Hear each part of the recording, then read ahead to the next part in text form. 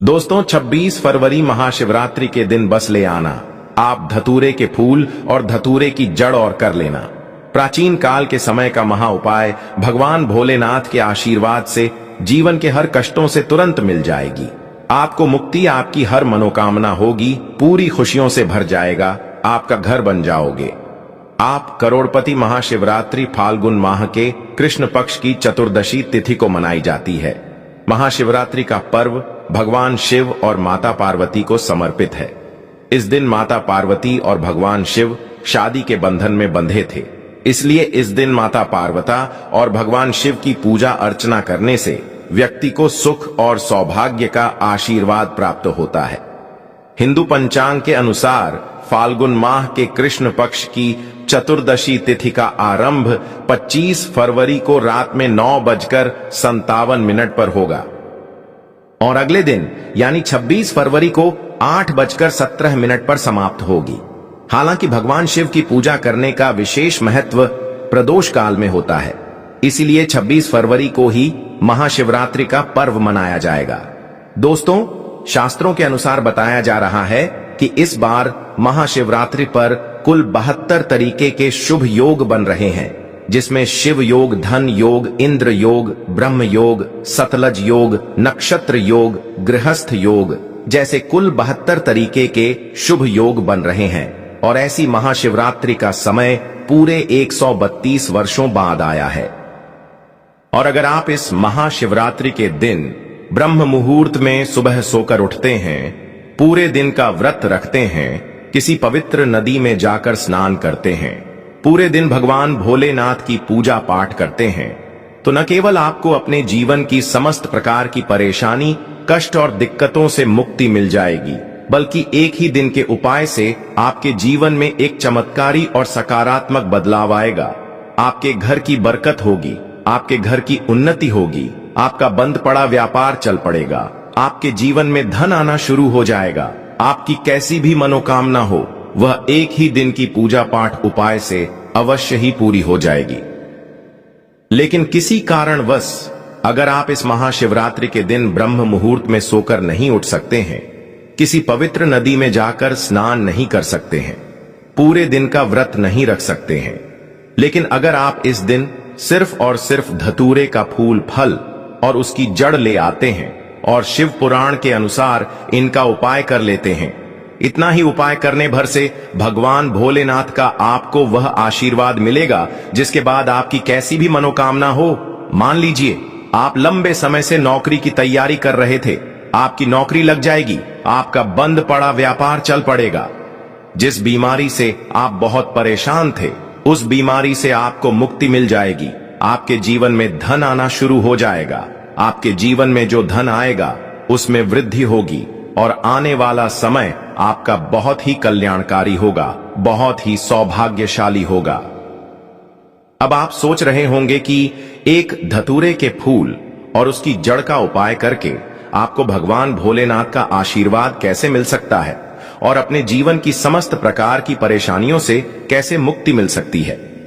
तो आपकी जानकारी के लिए बता दें, जब समुद्र मंथन हुआ था तो उसमें से कई चीजों के साथ विष भी निकला था, जिसकी वजह से हर जगह त्राही त्राही मच गई थी। भगवान भोलेनाथ ने उस विश्व को धारण कर लिया था, जिसकी वजह से भगवान भोलेनाथ का गला नीला पड़ गया था। इसलिए भगवान भोलेनाथ को उस दिन से नीलकंठ भी कहा जाने लगा था। दोस्तों, विष पीने के बाद भगवान भोलेनाथ बहुत व्याकुल होने लगे थे। जो विष था वह भगवान भोलेनाथ के मस्तिष्क पर चढ़ गया था, जिसकी वजह से काफी ज्यादा समस्याएं उत्पन्न होने लगी थी। इसी स्थिति में आदि शक्ति प्रकट हुई और उन्होंने देवताओं से कहा कि भगवान भोलेनाथ के ऊपर जड़ी बूटियां वाला जाल डाला जाए। तब जितने भी देवी देवता थे उन्होंने जल में कई जड़ी बूटियां को रखा, जिसमें सबसे ज्यादा अधिक मात्रा किसी जड़ी बूटी थी, वह धतूरे की जड़ की थी। दूसरी तरफ भगवान भोलेनाथ के मस्तिष्क पर धतूरे के फल को रखा गया और इसी जल से और धतूरे के फूल और फल से भगवान भोलेनाथ को बहुत ज्यादा शीतलता प्राप्त हुई थी। शास्त्रों के अनुसार उस दिन के बाद बताया जाता है कि अगर भगवान भोलेनाथ को धतूरे का फूल, फल अर्पित किया जाए तो भगवान भोलेनाथ एक व्यक्ति को तुरंत अपना आशीर्वाद दे देते हैं।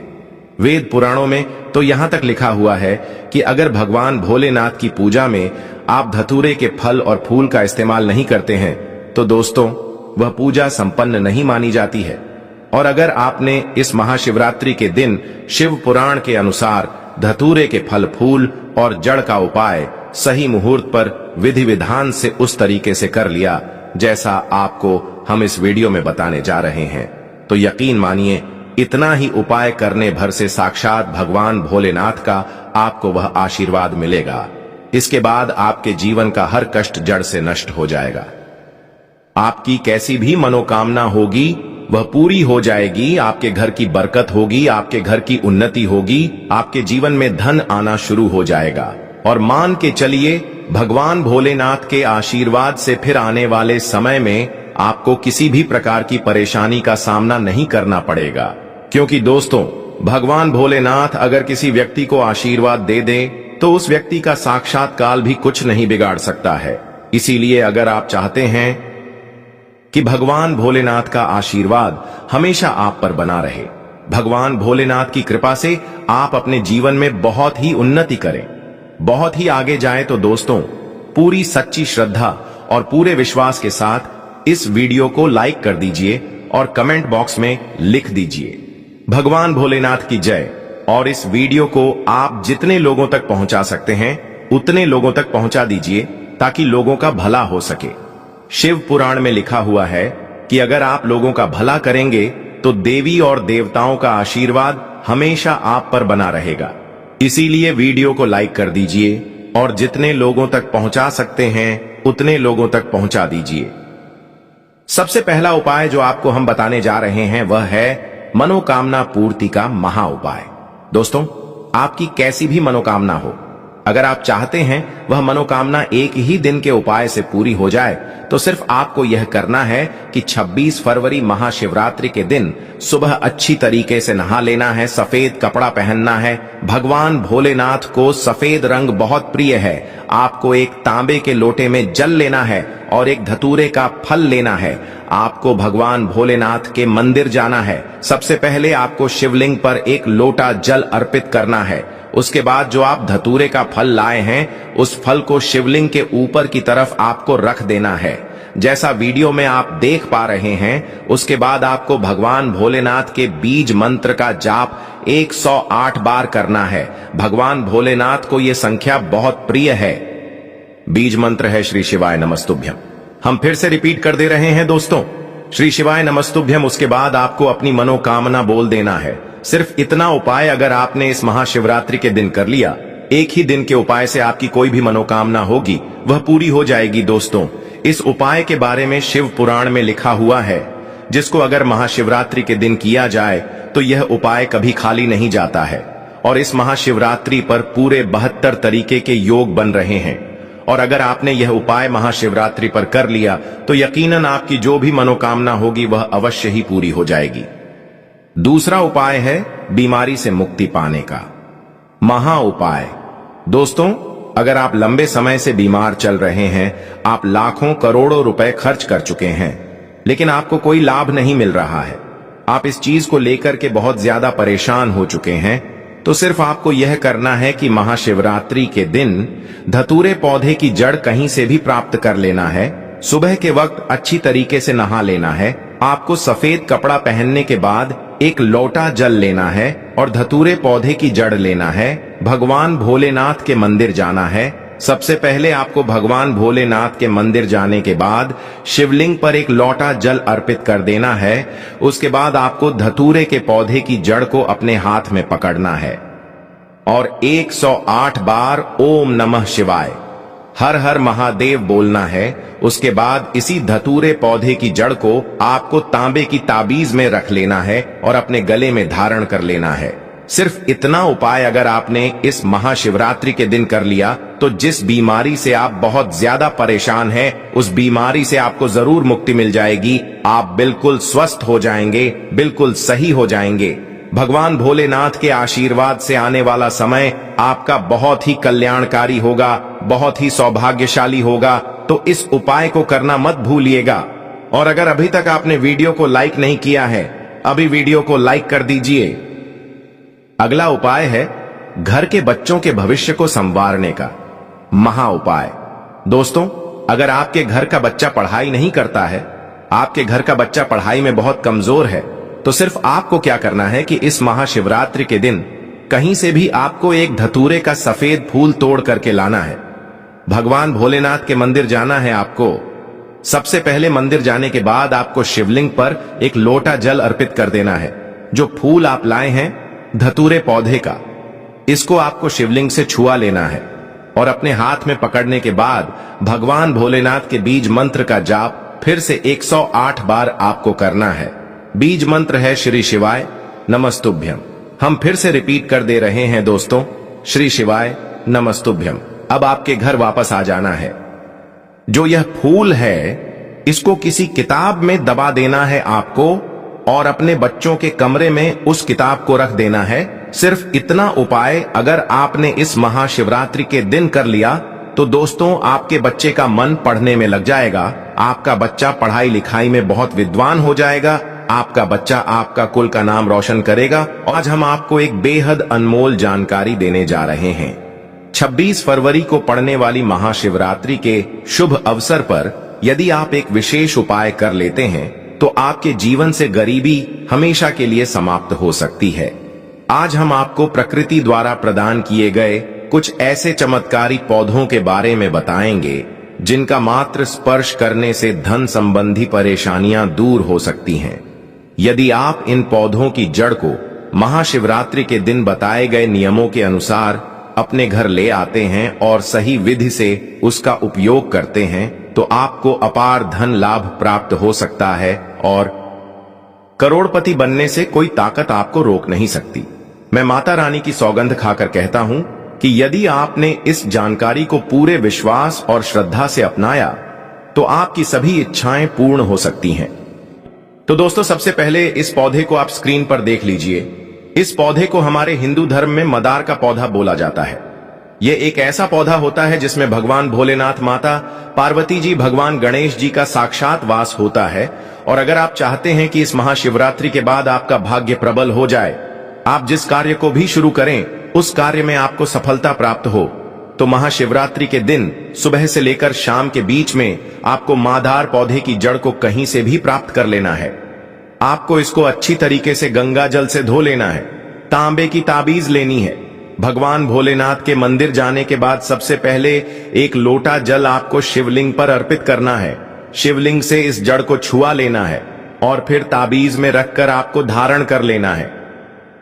सिर्फ इतना उपाय अगर आपने इस महाशिवरात्रि के दिन सुबह से लेकर शाम के बीच में कर दिया जैसा हमने आपको बताया है, तो दोस्तों साक्षात भगवान भोलेनाथ, भगवान गणेश जी और माता पार्वती जी की कृपा से आपका भाग्य प्रबल हो जाएगा।